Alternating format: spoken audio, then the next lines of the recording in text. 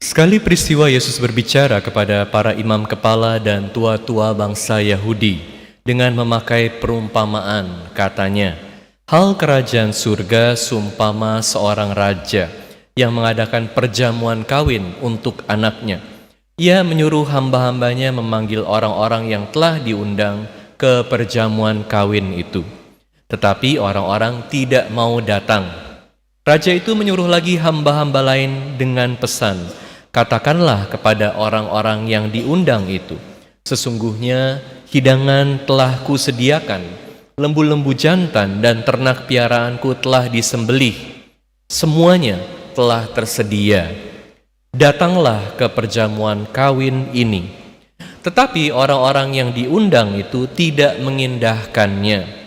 Ada yang pergi ke ladangnya, ada yang pergi mengurus usahanya, dan yang lain menangkap hamba-hambanya itu, menyiksanya dan membunuhnya.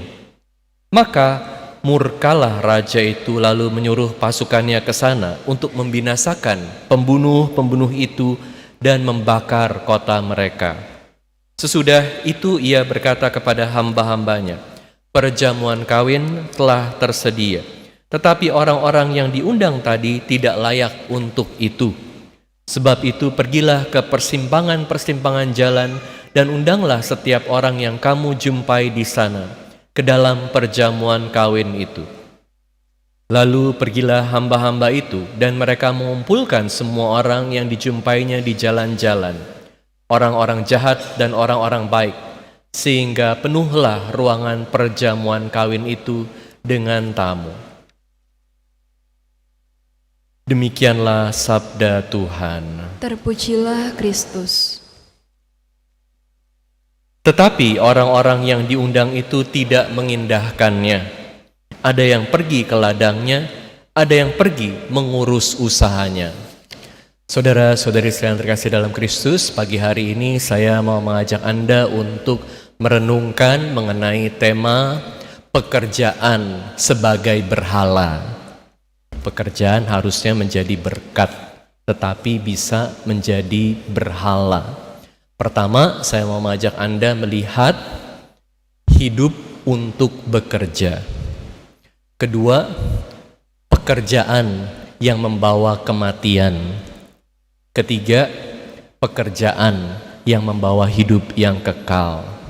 Saudara-saudari sekalian terkasih dalam Kristus, kita semua diundang untuk menjadi warga kerajaan Allah.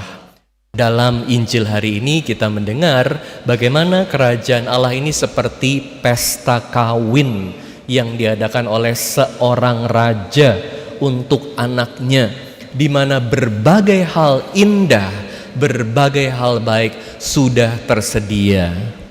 Dan ada banyak orang yang diundang, tetapi ternyata ada banyak yang menolak untuk hadir. Karena apa? Karena sibuk bekerja. Ada yang pergi ke ladangnya, ada yang sibuk dengan berbagai urusannya, sehingga kehilangan kesempatan untuk menjadi warga kerajaan Allah. Kita juga harus hati-hati dengan pekerjaan kita. Pekerjaan adalah berkat Tuhan. Jangan sampai pekerjaan ini lalu menjadi kutuk buat kita, karena kita tidak bisa menyikapinya dengan baik. Hidup adalah untuk bekerja, betul? Tidak sepenuhnya betul. Mana yang lebih betul? Hidup untuk bekerja atau bekerja untuk hidup? Hidup untuk bekerja atau bekerja untuk hidup? Bekerja untuk hidup. Karena apa? Karena hidup itu lebih besar dari bekerja. Jadi kalau kita hidup untuk bekerja, artinya pekerjaan itu menjadi tujuan akhir yang kita mau capai. Tetapi kalau kita bekerja untuk hidup, artinya hidup menjadi tujuan akhir yang kita mau capai. Sayangnya seringkali ada banyak orang yang hidup untuk bekerja. Pokoknya waktunya habis untuk kerja. Hidup hanya soal kerja, kerja, dan kerja. Kenapa sih ada banyak orang hidup untuk kerja? Karena kerja itu menarik. Kerja bisa memberi kebahagiaan sesaat. Kenapa sesaat? Karena kalau bisa kerja keras, bisa dapat uang banyak. Uangnya banyak. Seneng gak kalau uangnya banyak? Istri-istri seneng gak kalau suami kerja keras bawa uang banyak? Senang. Tapi seneng gak kalau suami lupa sama ulang tahun Anda? Suami gak punya waktu untuk komunikasi dengan Anda. Suami sibuk pergi dari pagi sampai malam kerja. Pulang mukanya udah kusut, capek. Diajak ngobrol, udahlah kamu pikirin sendirilah, kayak begitu aja, aku udah capek soal kerjaan. Gak ada waktu buat istri. Hari Sabtu Minggu masih pikirin soal kerjaan. Gak ada waktu buat keluarga. Gak ada waktu buat anak-anak. Ya, mau kasih apa lagi sama anak-anak? Yang penting kan aku udah bawa uang buat keluarga. Jadi kamu pikirin sendiri soal anak-anak. Pikirnya anak-anak kebutuhannya itu hanya perlu uang aja. Padahal anak-anak untuk bisa bertumbuh dengan baik perlu perhatian juga dari papanya. Karena pekerjaan yang menghasilkan uang ini menjadi tujuan, kita lupa bahwa ada banyak hal lain yang perlu diperhatikan. Bukan hanya itu, kerjaan membawa sukacita sementara, kebahagiaan sementara. Karena kalau di kerjaan bisa bekerja dengan baik, semakin memberikan waktu, semakin ada banyak hal yang bisa dikerjain. Efeknya efektif. Efeknya selanjutnya dihormati orang. Seneng kan kalau dihormati orang kan? Di kantor begitu datang, masuk ke kantor, semua hormatin. Selamat pagi Pak. Atasan senang sama kita, bawahan juga senang sama kita, bangga. Pulang ke rumah udah capek. Di kantor mesti lakukan banyak hal, jadi bos, didengerin, berkuasa. Pulang ke rumah, ya mesti dimarahin sama istri. Capek deh. Jadi kalau di kantor bisa seneng, bangga. Pulang ke rumah susah untuk didengerin. Makanya orang banyak yang seneng kerja aja. Kerja membawa uang, kerja membawa pengaruh dan kuasa, dan kerja membawa nama baik. Makanya ada banyak orang jadi workaholic, hidup untuk kerja.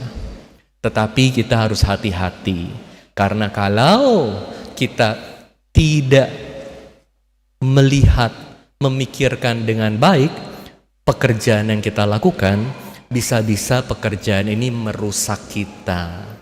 Kenapa merusak kita? Karena kerja yang seharusnya menjadi berkat ini malah membuat pribadi kita menjadi pribadi yang serakah, pribadi yang sombong, pribadi yang egois. Tapi kan kerja perlu, Romo. Ya, kerja sangat perlu, tetapi harus dilakukan dengan prioritas yang benar. Dan kebahagiaan yang dibawa oleh kerja tidak kekal. Kalau orang hidupnya untuk kerja, begitu pekerjaannya selesai, begitu datang masa pensiun, hidupnya selesai. Gak heran kan, ada banyak orang yang disebut sebagai mengalami post-power syndrome. Kenapa post-power syndrome? Karena kalau di pekerjaan berkuasa, bisa dapat uang, bisa kontrol, didengerin.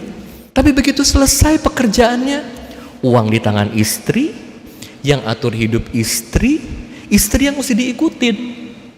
Gak ada kuasa lagi. Udah gak ada uang, gak ada kuasa lagi. Selesai hidupnya. puji Tuhan, aku masih bisa datang ke kantor. Dan kalau kunjungin kantor, semua hormatin, semua masih ingat jasa saya. Wah Pak, kita seneng loh kalau ada Bapak. Waktu ada Bapak, perusahaan ini luar biasa. Nggak ada Bapak, aduh susah Pak. Wah, ini namanya seneng ya. Egonya ini diangkat. Aku ini penting, aku ini hebat. Wah Bu, waktu ada Ibu semua kerjaan beres, semua lancar. Sekarang kita rada susah. Egonya lagi dikasih makan. Seneng kalau pergi mengingat berbagai kehebatan masa lalu. Tapi Bapak Ibu, mau tahan berapa lama orang ingat sama jasa kita, orang ingat sama kehebatan kita? Bisa bertahan 5 tahun, udah hebat. Tetapi sesudah itu, orang akan mulai lupa sama kita. Itulah hidup Bapak Ibu. Makanya jangan hidup untuk kerja. Dan kalau kita itu udah gak kerja lagi, karena gak ada kebanggaan, gak ada sukacita lagi dalam hidup kita. Gak heran kan kalau ada orang yang udah pensiun, anak-anaknya tanya, kok mama jadi gak ada sukacita lagi sih dalam hidupnya? Mama kerjaannya tiap hari di rumah marah-marah terus. Papa kok kayak gak ada semangat lagi dalam hidupnya? Udah gak ada arti karena gak ada kerjaan. Padahal masih ada banyak hal yang bisa dikerjakan.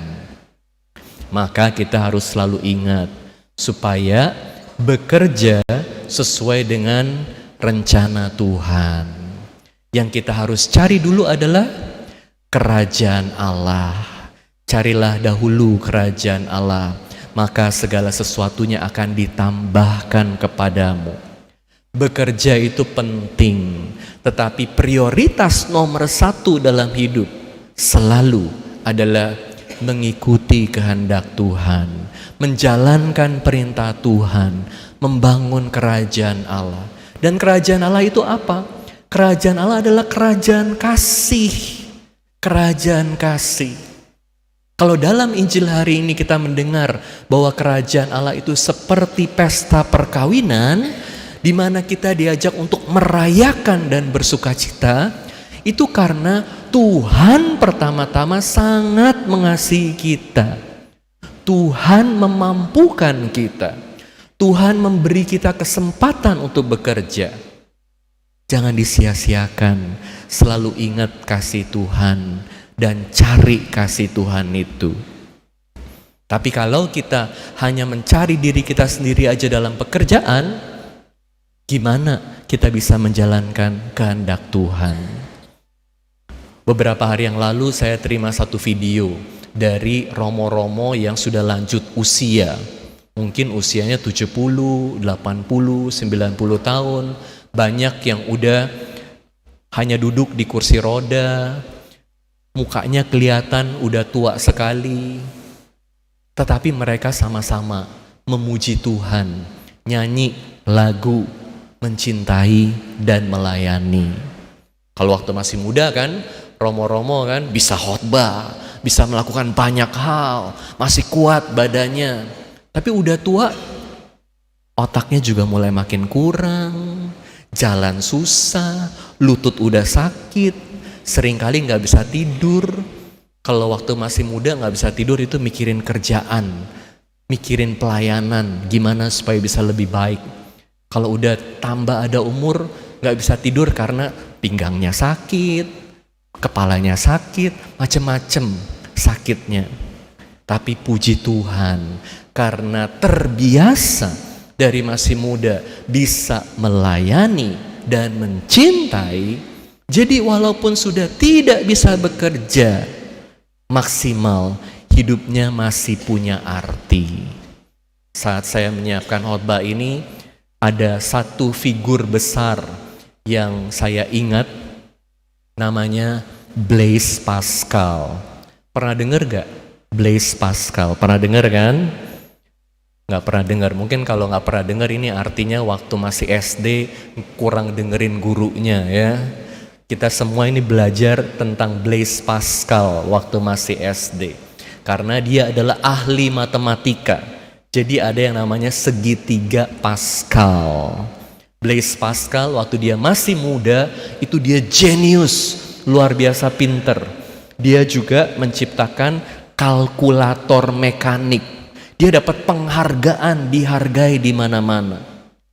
Ternyata Paus Fransiskus itu mengagumi Blaise Pascal ini, sehingga beberapa bulan yang lalu Paus Fransiskus itu keluarkan satu surat apostolik khusus mengenai Blaise Pascal. Luar biasa ya, satu surat apostolik. Judulnya mengenai kehebatan dan penderitaan manusia. Karena tahun ini Blaise Pascal itu diperingati kelahirannya 400 tahun lalu. Jadi dia lahir tahun 1623 di Prancis. Kenapa dia begitu dikagumi oleh Paus Fransiskus? Kalau orang jenius banyak, tapi orang jenius yang pintar bekerja, yang bisa selalu memprioritaskan Tuhan dalam hidupnya, gak banyak. Blaise Pascal mengatakan akar dari berbagai permasalahan manusia adalah manusia itu seringkali gak bisa duduk tenang, punya waktu tenang di kamarnya untuk melihat hidupnya. Dan ini yang menjadi akar dari berbagai permasalahan. Karena kita buru-buru ini, buru-buru itu, sibuk ini, sibuk itu. Bingung sendiri, gak bisa menjalani hidup dengan baik. Pekerjaan bisa menjadi kutuk karena gak direnungkan dengan baik. Tetapi kalau direnungkan, kalau dilihat tujuannya apa, kalau dievaluasi, apakah dengan pekerjaanku aku menjadi pribadi yang lebih penuh kasih? Apakah dengan pekerjaanku aku melayani orang lain sehingga bisa menjadi lebih baik? Apakah dengan pekerjaanku aku menjalankan kehendak Tuhan? Pasti pekerjaan itu menjadi sarana berkat dari Tuhan. Gak gampang untuk menjalani pekerjaan dengan baik. Ada banyak masalahnya, ada banyak tantangannya. Tetapi seperti dikatakan dalam bacaan kedua, aku siap untuk menanggung segala perkara karena Tuhan adalah kekuatanku. Semoga pekerjaan kita bukan menjadi kutuk, tetapi menjadi berkat. Jangan jadikan pekerjaan kita sebagai berhala yang menghalangi kita untuk menjalankan kehendak Tuhan. Amin.